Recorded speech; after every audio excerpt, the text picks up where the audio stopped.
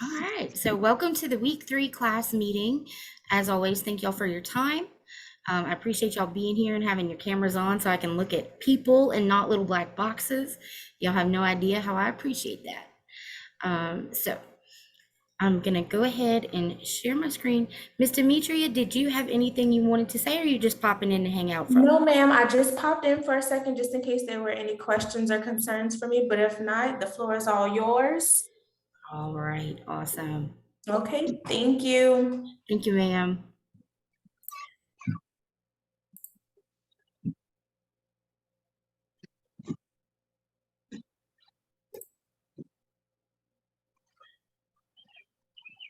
All right, so we're in our week 3 class meeting, and today we're going to go into some details about medical insurance and EOBs, some of those crazy amounts that we don't really know what they are. We're going to get into detail about that today.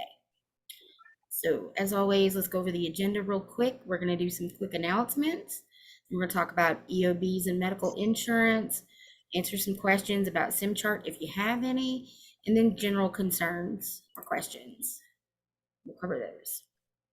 All right, so as far as our announcements for today, they're almost the same as last week, guys. With graduation on May 5th, I'm going to post the link for that when I get it. Career Services mock interview. Again, that is posted in e-learning on the Career Services page, and it is a mandatory thing that you have to do to finish the program. And like I was saying, I think the reason they're pushing for that right now is because we're halfway through module 157, and module 158 is only 5 days long, and that is the basically where you get ready to go on an interview. Career Services actually used to teach that module, but the instructors have taken that over. So we teach it, but we are in constant contact with Career Services for those 5 days in regards to you guys and your resumes. And I'll just give you a hint. Your final exam for module 158 is to submit me your completed resume. I think the first lab assignment is to do a cover letter for your resume. So it's all about building that resume, getting that experience together, that information together, so that Career Services can help you polish it, and then you can take it out into the world. Because like I said, 158 is technically the last module of the program. Speaking of which, I want to congratulate again our graduates, Jamie and Jada. Today is their last day and they're finishing up, so that's awesome for those guys. Let's see, NTHS nominations. We talked about that last week. And again, if you are interested in that, please get with me and we'll discuss it. NCTT prep is still going on Tuesdays at 2 p.m. I need to correct my Career Services thing. NCCT prep with Tuesdays at 2 p.m. Miss Ashley Leslie is hosting right now, and they're doing ICD-10 stuff. For my newer students, I wouldn't suggest y'all even bother sitting in on that because you haven't been through ICD-10 yet. So it's going to be Greek. It's going to be Greek. Take advantage later on. All right, so, and like we've already discussed, we are halfway through this module, y'all. Today is day 10 of 20. You'll see how fast we go through them, right? How quick we go through them. Most of the modules are 20 days long. And I said 158 is 5 days long. We have one that's 30 and one that's 40. The one that's 40 is hardcore coding all the way through. Some of y'all just went through that because it's like module 154, I think. Yep, I did that. Yeah, that was a long one. That was a long one. But it's packed full of great information for you guys. But we are halfway through this module, so y'all need to be thinking about that with your lab assignments and things. And again, there are no exams in this module until we get to the end. The last day, there's a small pop quiz that you're going to do to finish things. And that's it. If you guys are having trouble in SimChart, I can see the assessments, but it does not let me go in and see what you guys click or what y'all put in boxes.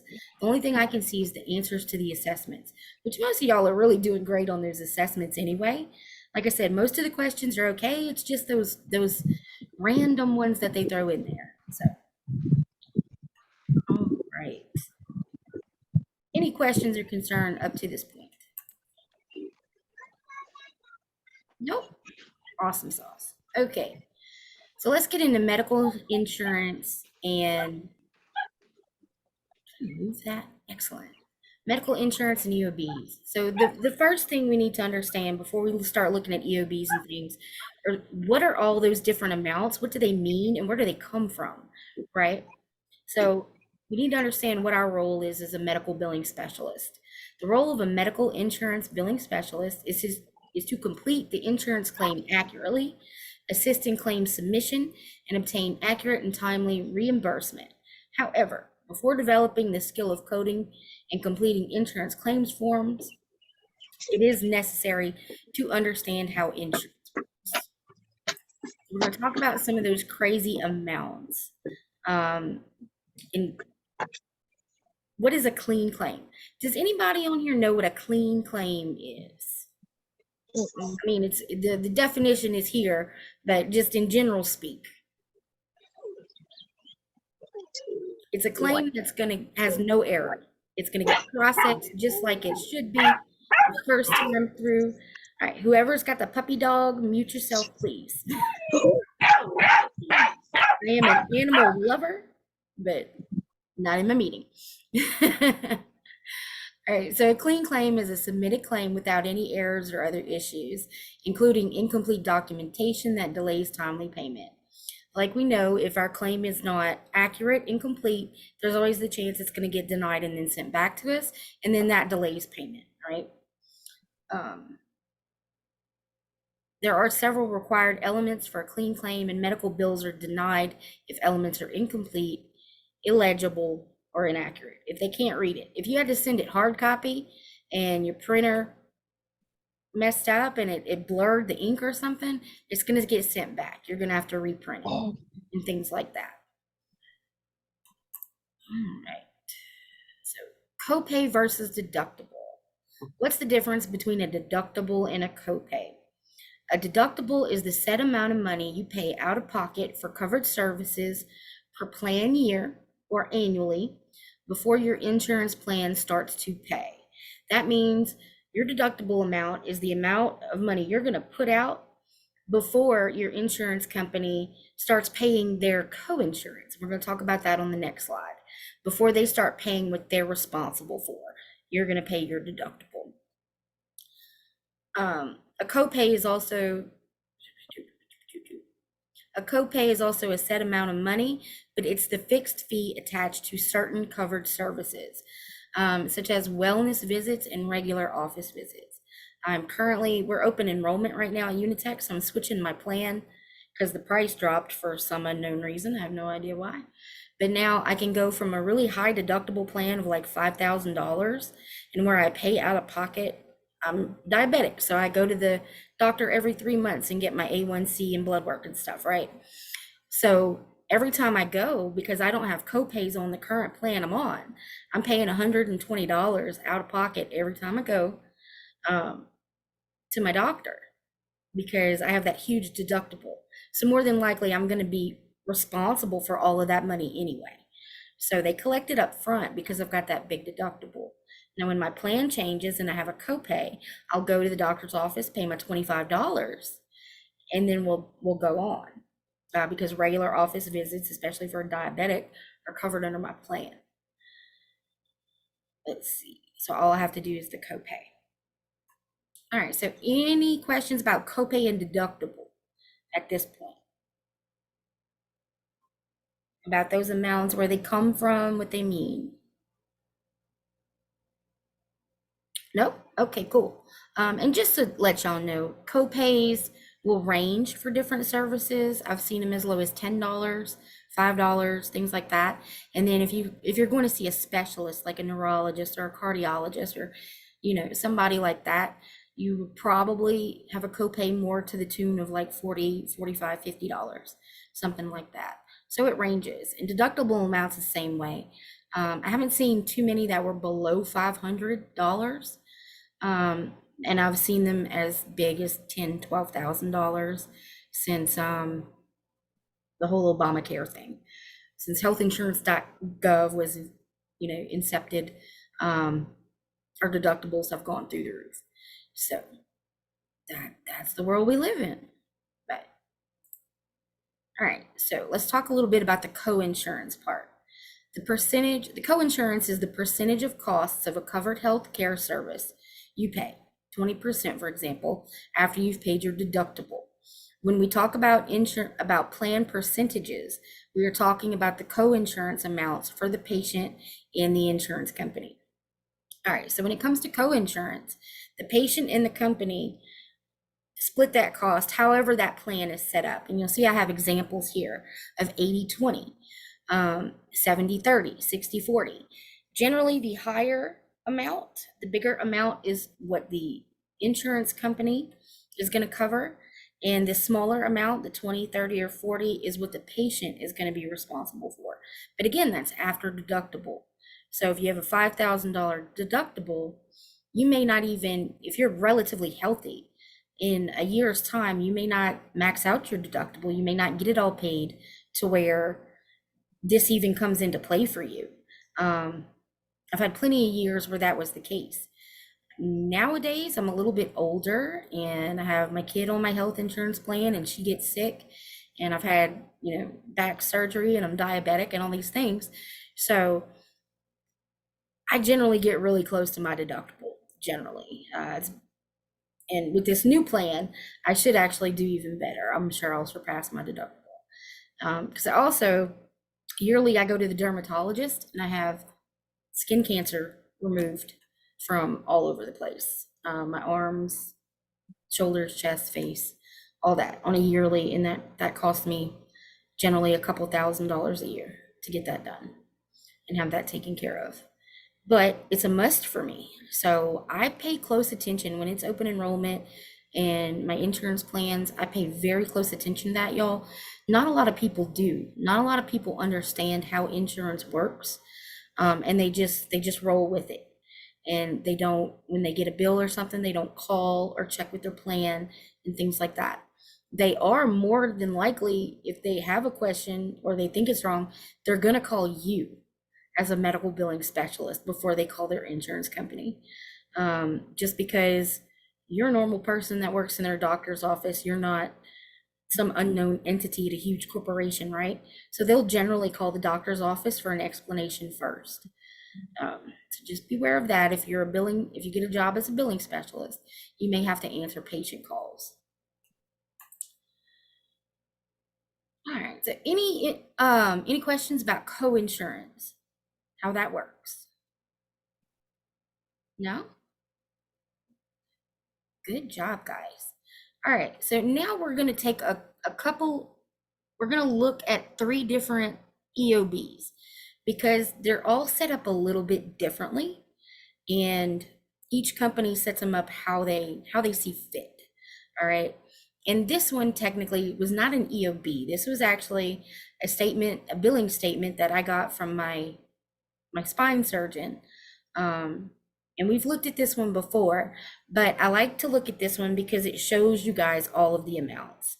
And this is just all amounts that you got to get used to looking at and kind of figuring out how they, what's the word I'm looking for? I'm having a brain fart. How they coincide with each other, how you take this amount and deduct this amount and it gives you this. You got to figure out how to do that. Because when patients start to call and they ask for explanations, you have to be able to explain what they're seeing on their statement. All right, so let's see.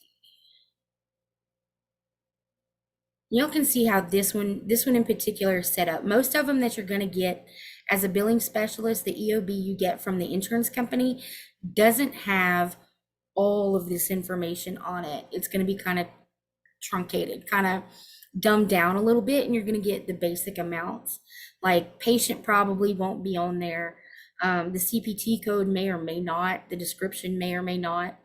But you're definitely going to see charge.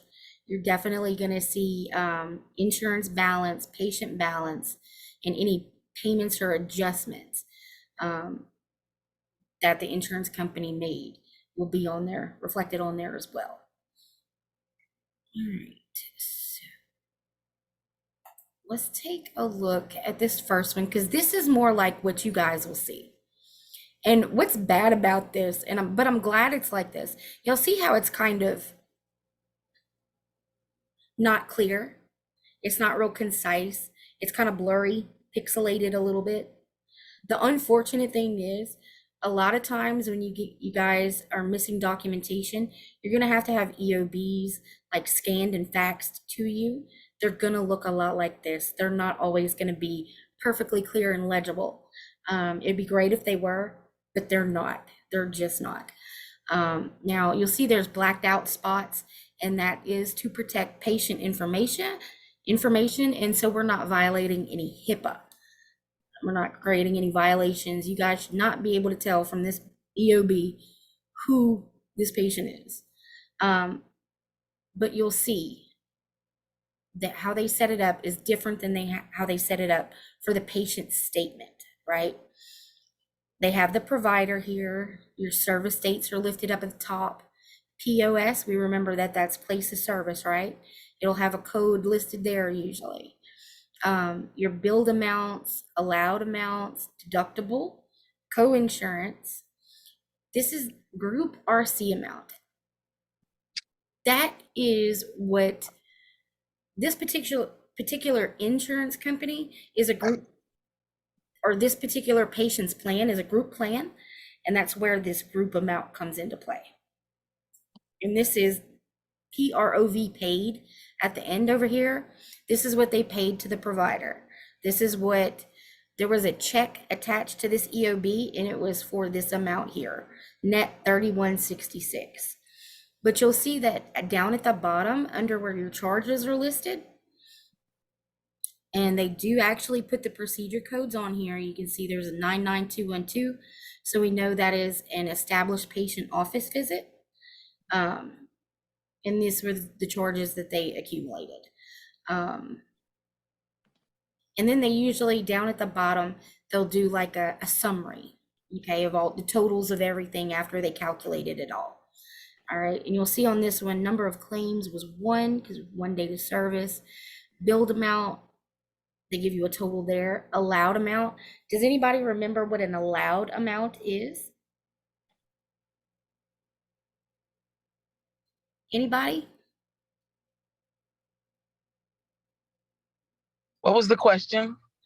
What is the allowed amount? How do you get that figure? What makes up that amount? How is that determined?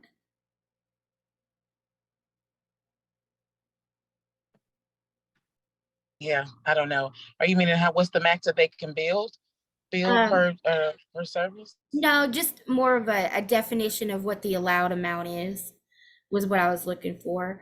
And what it is if the provider is under contract with that insurance company, they have a negotiated amount that they're allowed to bill for whatever service. That's what I was meaning. I was getting to that. Yeah, okay. Exactly. Exactly.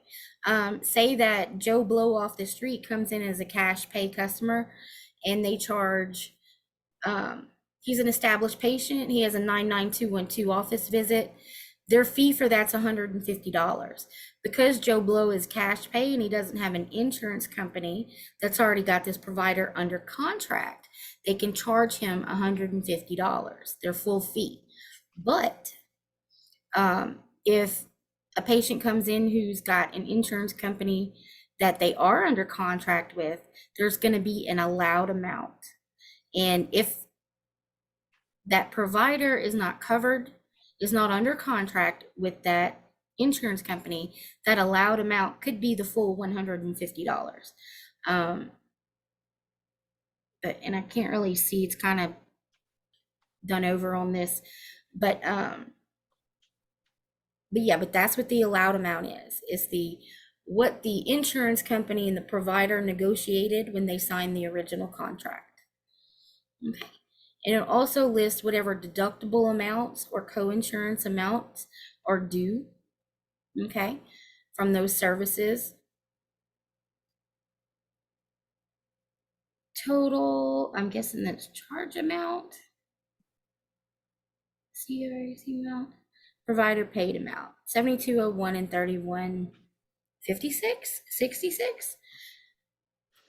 But this is just one claim, right? This is just one claim. And I want you guys to look. You see box number 4? If you look, you see that check. It says check right there. And then the number under that check, $48,917.52. That was the check amount that was attached to this EOB. They paid $31.66 from this claim. But total, they paid $48,000. So the point I'm getting at there is that, say this was a denied claim or something like that, okay? You'd get an EOB that is probably 100 pages long and tells you every dollar of that $48,000. That's a lot. That's a lot of information to go through. And that's why we have EHR systems, because the EHR system will take the data that the insurance claim sends on all the paid claims, the clean claims that went through, the ones that got paid, and automatically input that information into your EHR system and close out those accounts, add up those payments, and it'll configure everything for you, all of your totals and everything. Otherwise, there would be somebody who would have to sit there and put all of this information in. All right. And that's the job of a payment poster. Some offices are small enough, they have payment posters, or their EHR system doesn't take everything in like some of them do. And then you have a payment poster in your office who their whole job is adding payments to accounts, insurance payments, patient payments, doing adjustments, doing refunds. All they do is handle money. All they do is be responsible for the money and where it's applied, where it's deducted. They have to answer for all of that. Payment posters make good money, y'all, because they have, I personally don't want to touch the dollars. I don't want to be responsible for that. That's more responsibility than I want to have hanging over me. And I've known some payment posters who've done that job for 25 years, and they're so incredible at it. They could explain an EOB in their sleep. I mean, they're incredible. But they are vital to an office whose EHR system will not compile this information for them. Or if the insurance company is not one that submits things electronically, then somebody has to sit there and enter all that in. So it's important to know what the amounts are and where they come from. And you'll see down here, it says glossary, group, reason, MOA, MIA, remark, and adjustment codes. If your claim is denied, they'll list a reason. Down here in these, you'll see the code and you'll see the description. And let's see if I can find, all right, the second code, the second line in this claim was denied. Look under the co-insurance column, you'll see $0 and it says CO-16. And if you look down here on this, in these descriptions, if I can get this thing to move. There we go. If you look down here on the descriptions, you'll see 16. Claim service lacks information or has submission billing errors, which are needed for adjudication. Do not use this code for claim attachments, other documentation. At least one remark code must be provided. The thing about every denial you see that says lacks information will say at least one remark code must be provided. But they do. They put the code there. It's silly stuff. And then the CO. The CO is always going to stand for contractual obligation. Contractual obligation, amount for which the provider is financially liable. The patient may not be billed for this amount. And you'll see that they have 0 there. Okay. You see they will have other codes listed that do not apply to your claim. And that's standard. They put that on every claim, no matter what the code that they have to use is. They put the same description on all the claims. But that's how this one is set up. So let's take a look at the last one. And this one, this is so a Cigna EOB. I can tell by looking at it. I've looked at so many of them. This is a Cigna EOB. I can tell by this thing that looks like a file, how they've got it set up there. But again, you guys see how it's set up. Data service, service description, the charge amount was $90. The negotiated adjustment, $1.80. So that's silly, right? But it is what it is. So that's the amount that this provider charges for this service, which was an office visit. You'll see on this one, they actually don't give the CPT code. They just give you what it was. $90, adjustments $1.80. So it says ineligible amount. That'll be whatever the adjustment is, whatever the provider charges over what is negotiated is the ineligible amount. Okay. Message code 850. So that would be like your denial code or reason or something like that. You would look for that down at the bottom of the page. Deductible amount 0. Copay amount $20. Co-insurance amount 0. Paid at 100%. So that's a good insurance plan right there. And then this last one is what they paid to the provider, which was $68.20. And then down here you have your claim summary. Okay, which again lists all those same amounts, but just in a summary type fashion. All right, so before I switch screens, any questions about EOBs? Information that can be found, how to explain it to a patient, anything about medical insurance in general. Everybody's super clear on how it works and what they would say to a patient if a patient called and asked a question about something. Everybody's super confident in that. How do you explain what an EOB is to a patient? Well, EOB stands for explanation of benefits, and that's basically how I would break that down to them. They'll get an EOB from their insurance company every time they have a claim process, usually in the mail, snail mail. And that'll tell them, you know, these same things, the same information will be on their EOB, but more than likely your average patient doesn't know how to read it or understand it, what they are. So you just tell them when they get an EOB in the mail, it's just an explanation of how their insurance company processed their claim. Okay. That's all it is.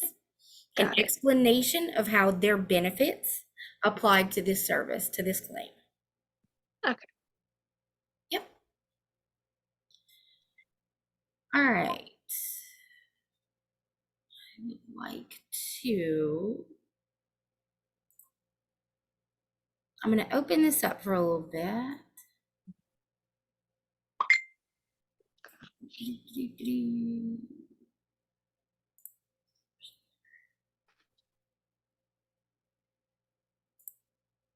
All right.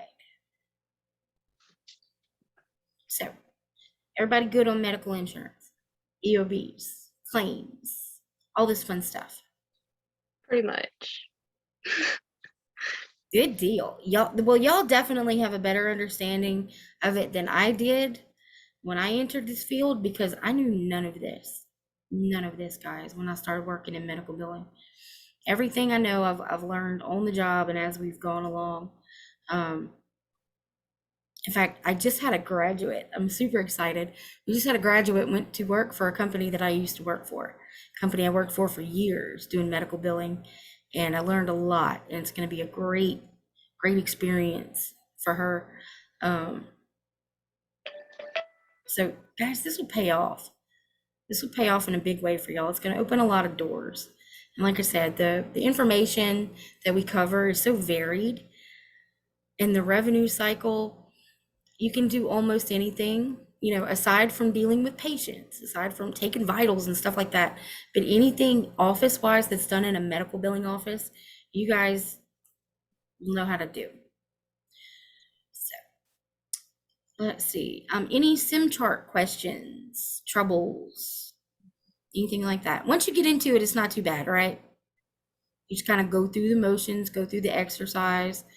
The book gives you the step-by-step instructions, so that should, I hope that makes it easier. And I will tell you I have a question, what you got. Ms. Courtney. Okay, so I see that we do a lot of the charting, like the pulse and temps and everything like that. Do coders and billers usually put in information from the doctor? Like, I feel like the nurses and the staff should be doing the depends. charting. It depends. It depends on how that office has their system set up. Sometimes what you're doing when you're putting in vitals and stuff like that is basically data entry. And there is some of that in medical billing and coding, but not as much as what you do in SimChart. The main focus of SimChart is just to get you guys used to that type of software, knowing where to find stuff like vitals, different pieces of information that you may need to find to get a claim processed. That's the main focus of it. Not everything y'all do in SimChart will apply to billing and coding specifically. Like, I'm gonna tell you right now, billers and coders don't schedule any appointments.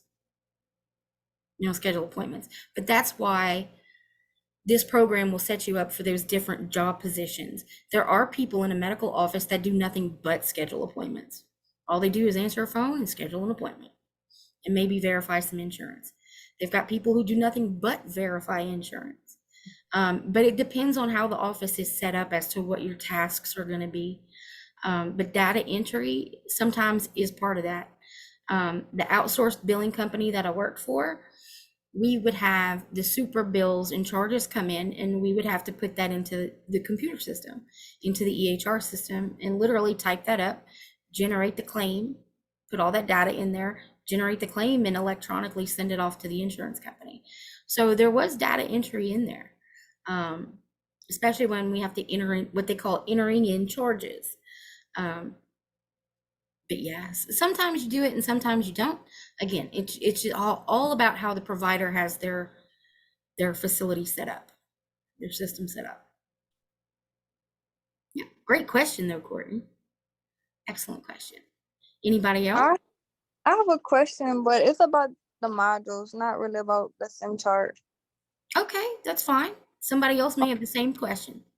Okay, being that I know I graduate in September, so whenever we're done with 158, are we going into another course that we didn't cover, or that's the end of it? Okay. The way it works, the program kind of works like a Ferris wheel, and you can jump in. It runs from what technically the program goes from module 151 to module 158, like 8 courses, right, inside the program. Wherever you start in that Ferris wheel is where you're going to end up. You're just going to travel around it until you've done all the work, and then you're done. So like, for example, Jamie and Jada started on day 10 of 20 in module 157 8 months ago. And they're finishing up today on day 10 of 20 in module 157. They started in 157, took 158, and then we start at the beginning of the program, we start back at 151, and we work through, and we just continuously work through. Students jump in, students graduate out. But it's the only way that Unitech has figured out to be able to let people start whenever they want to. You can jump, you don't have to wait for the program to start in September or start in May or whatever. You can start when you want to, immediately if you want to. If you want to jump in the program, then jump in the program. Okay. Yeah, but great question. That's a fantastic question and good information for all of y'all to know how it works. But yeah, once we get done, we're going to finish up 157 in 10 days. We're going to have 5 days in 158. And then we're going to start at 151. We'll start over. And you guys that missed all the bulk of coding and all the fun front office stuff, because that's what module 151 is. It'll be your front end medical office, like laws and ethics, basically the basis for your for any kind of type of medical training, laws and ethics and things like that. In 152, we start coding. I think we start with Picks, and then go on to a little bit of ICD-10 and then CPT. And then you'll Okay, end so up basically, right back here eventually. okay, I have a question. So basically, everyone that's on here now doesn't finish at the same time. Like everyone's No. time is different. Every single student on here, if you like Jamie and Jada started on the same day, so they're finishing on the same day. No, but each, like Angel, Caitlin, Peyton, Felicia, y'all all started on the same day. Y'all all finished at the same day, unless one of y'all fails a module. If you fail a module, the way it works, you work through the program till you get back to where you started, right? And then you go into what's called independent studies to make up the module that you failed while you were going around. You get a second opportunity to pass that module and graduate the program. So if you fail, it's not the end of the world. Like, crap happens and good students fail sometimes. It is what it is, right? Sometimes crap just doesn't work out like we want it to, and life hits us hard. But you'll repeat that module before you graduate. Now, let me also, this is a great question and great information for you guys to know. If you fail more than 3 modules, more than likely your grade point average is going to drop below a 2.0. Okay. Anytime your grade point average drops below a 2.0, you go on academic probation, and you get 3 or 4 shots. I think it changed recently. I think it's 4 times on academic probation before you're what they call sapped out of the program. And you're basically dropped because there's no possible way that you can get your GPA up to a 2.0 before you're supposed to graduate. So we can't just keep you in school forever. At that point, it's not fair for us to keep collecting tuition for you on a program that you can't finish successfully because of the grade point average. So there is that, but we give you plenty of opportunity to make that up. Okay, so how often is graduation? Is it like once a year or? This year it's twice a year. We're having it in May and then October, and then next year they are going to have one graduation. And I think it's going to continue like that until they decide to change it again. Okay, so Go ahead. like I started this month. Mhm. Will I have to wait until next year, or will I be in October? I don't think you're going to be done by October, so it'd be next year. Okay. But I will, I should have, like, a week or 2 after you guys start, the dates are all put into the computer program, and I get your projected finish date. I get that on a report every Tuesday. So about 2 weeks after you start, I have that date available. And I usually, once you get halfway through your program, I'll shoot you out your projected finish date. And then once you get close to the finish, I think it was like last week, I sent Jamie, I was like, hey, you finished up on Thursday. Congratulations. Remember this, this, and this. And there's also an email that I send out on like your last week, just, things you need to finish up with financial aid or career services or whatever, to help you round things out and get graduated. I've got a quick question about the graduations. What you got? Me and my neighbor is also in this course. She's under Miss Washington's class, Yeah. which is why I'm in this, because we were going to tag team this. She had brought it to my attention that there's only one graduation now, that y'all went back to one a year. Last year, yeah, next year they are changing it to 1 graduation per year. Okay, so I don't know why. I do believe, and I could be wrong on this, but I think right around the end of December I'll be finishing up. That sounds about right. Would I be on next year's, the May graduation of next year? Okay. Well, I don't know yet when next year's graduation is gonna be. I would Okay. think that it would be in the middle of the year to encompass everybody, but I don't know that date yet. Okay. But as soon as I find it out, I'll let you guys know. But yeah, anybody that finishes between now and, yeah, it does suck. It really does suck. And I promise you that none of the instructors are happy about it. Like, we go to bat for you guys a lot. Like, y'all don't get to see it, but we do fight for y'all when it comes to stuff like that. We feel that graduation is important. I think they should do 3 or 4 a year, personally, myself, but I don't get to make those types of decisions. I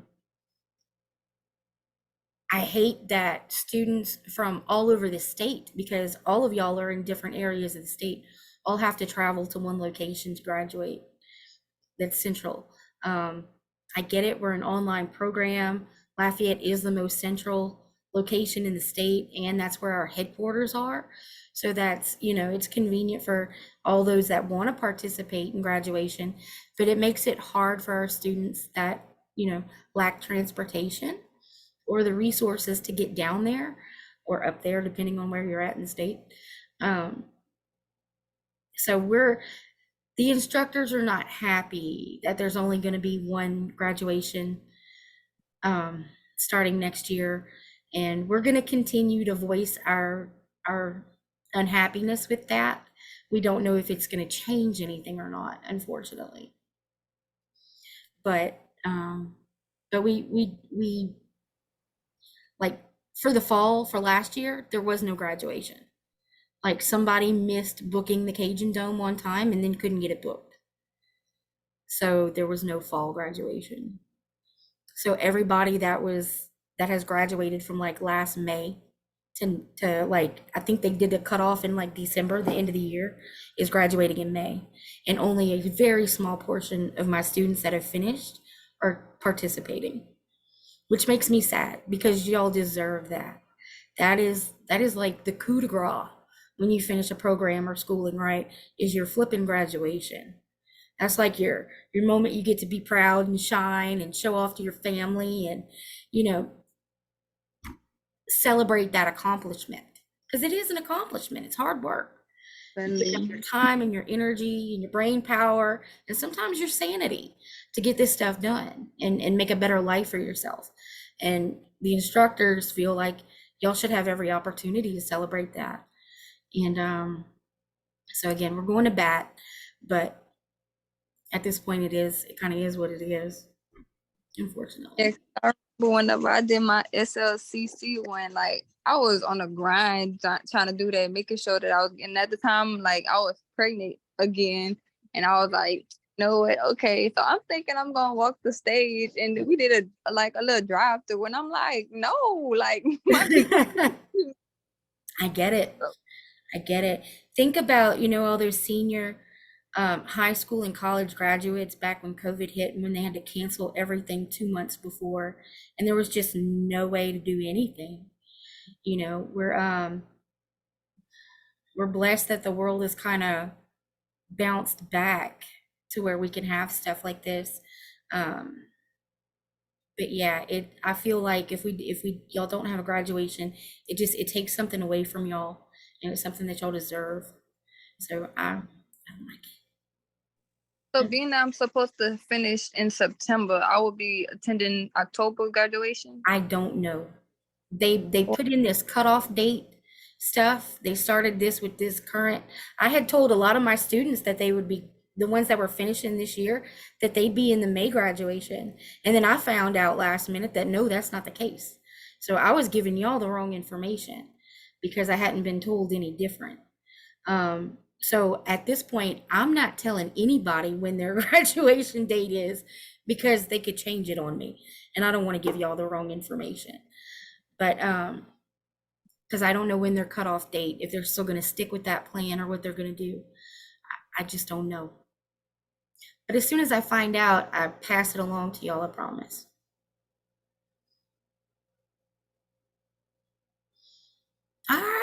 Excellent questions, guys. Excellent questions and conversation. I love it. So, Miss Brandy, you'll tell us if we're not gonna graduate in October, if we started the program in January. I Yeah. know you said you'll tell us if we are, but you'll tell us if we're not. Yes, I will. I will find out what that cutoff date is.